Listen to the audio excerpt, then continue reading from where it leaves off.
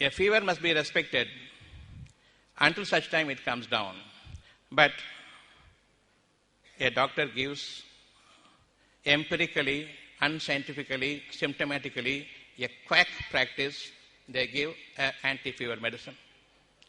Once the anti-fever medicine is given, 102, 103, so much is the built-up of fighting force is lost now, totally removed.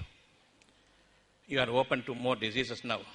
When you give your antipyretic, anti-fever pills, what happens is entire body is cooled, here and there, not uniformly.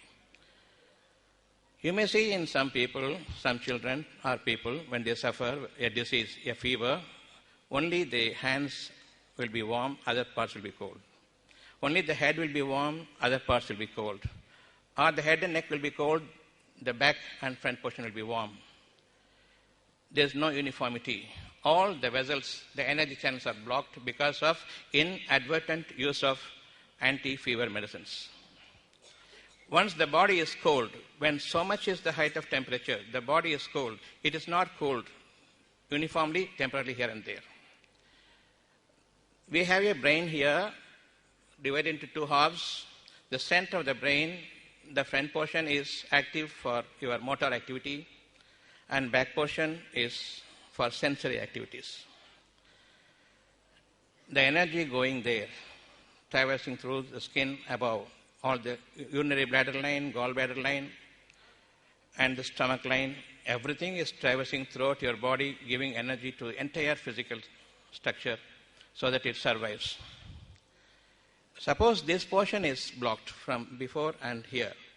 This portion is blocked, frozen because of anti-fever medicines. The first anti-fever medicine that you give to a child triggers or prone for febrile fits later on. Because before and in the back, the blood vessels, the energy vessels are shrunken and frozen, no energy passing. In between, there is heat energy accumulation. Suppose that heat energy accumulation is there in the center of the head. He is prone for febrile fits later on when the fever comes. An infant, a child, should not suffer from febrile fits at all. The first medicine that you give to the child, a fever medicine, once it is cooled, it is not cooling the body, the energy lines totally throughout the body uniformly, but here and there. In case there is a block from front and from behind, then the clogging up of heat energy is there all the time. It finds a way to burst open so that the energy lines are set right. But there must be a fever to increase that energy so that it bursts open, and again the channels are maybe reopened and reunited with the rest of the energy system. What happens now is, during the fits, you are given the medication, again cooling. Extra energy is staying there in the center of your head because energy channels are blocked in both the proximally and distally, front and back. During a fever, further increase in the heat.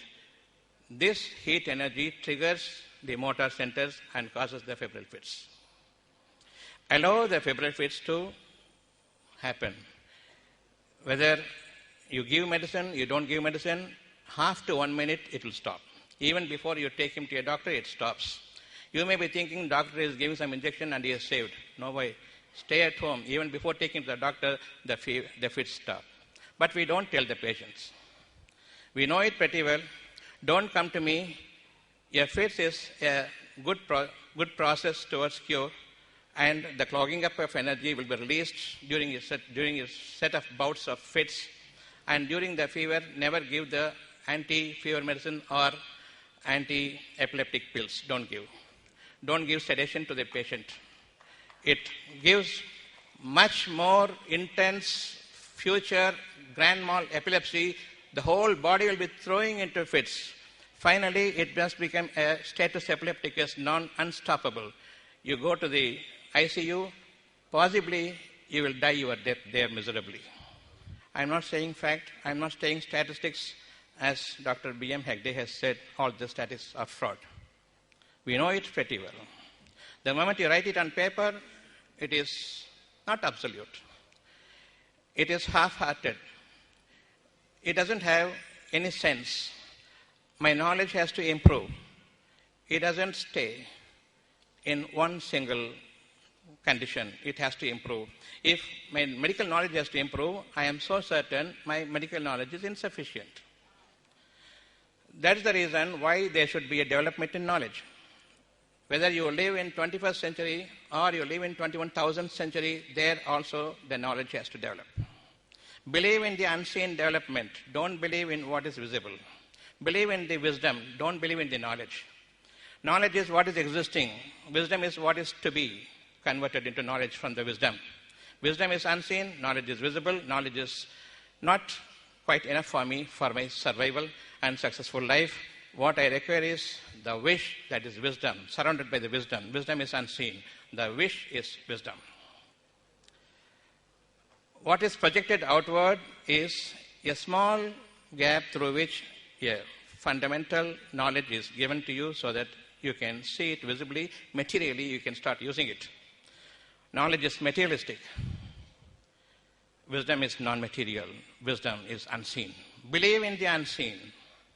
My wish is there, that will conduct me towards my future. I must be cured of the disease, I believe, but there is no drugs. Materially, nothing is available for me. So there are no drugs at all. They say that I will die, but I don't want to die. I want to live, which should have the upper hand. Concept-wise, I must live, or based on the insufficient knowledge, I shall die. When they say their insufficiency, inefficiency, you must know that they are ignorant people, masters of ignorance. They are not specialists. Specialize in ignorance and arrogance. That's all. When they can say that you will die, how much of arrogance they must have? They must understand, I do not know. Every single specialist, diabetes or whatever, they must understand to admit and be humble before the eternal source. Eternal wisdom, be humble, say I do not know. I have to improve in my knowledge. So you do not know nothing about anything. That you must understand. We are all lay people, that's what we are believing. Don't believe so. For example, I am telling you a diabetes. What is diabetes? When they see blood sugar or urine sugar, you got diabetes. In the blood, the sugar level is increased. In the urine, the sugar level is increased, so you have diabetes. Right? This is the diagnosis over. At that point of time, you test your kidneys also. The kidneys are 100% effectively functioning. Later on, only the kidneys are going to be affected. Kidneys are 100% functional. There is no disease at all in the kidney. What is the function of a kidney? Anybody knows? Remove the waste from the blood stream and throw it out through the urinary bladder. That is the function of kidney. Whatever is there as waste in your bloodstream, pick it up, throw it out. 100% effectively, normally functioning kidney will remove only the waste. It will not remove what is a food substance.